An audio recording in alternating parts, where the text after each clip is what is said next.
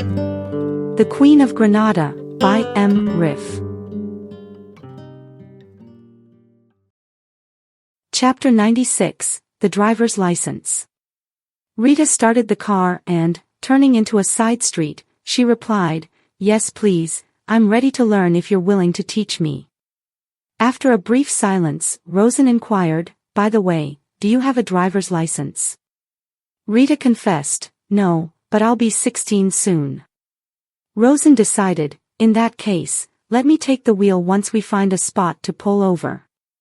Rita requested, "I'd like to drive a bit further, if you don't mind. There aren't many cars on the road." Rosen agreed, "All right, but where did you learn to drive in the first place?" To make a good impression, Rita responded, "Well, some of the boys at school occasionally borrowed their parents' cars. We'd take turns driving in a secluded area to practice." This was only half the truth. Rita and her friends would secretly borrow their parents' cars without their permission when the parents were out of town. This required a lot of planning and coordination, something that Rita was responsible for. They typically took the car late at night and drove it to a secluded rally track outside the city. Afterwards they drove it to the river and washed away the mud. But they never had money to fill up the gas tank again. As they drove in silence for a while, Rita asked, "How did you become so proficient in English?" Rosen grinned, "I'm sure you have more questions up your sleeve. Go on, ask another, and I'll answer them all at once."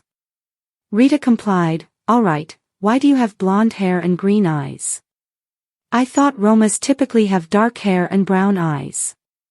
Rosen replied, "Great question, next one, please." Rita pressed on, "Nuria and Pal look completely different.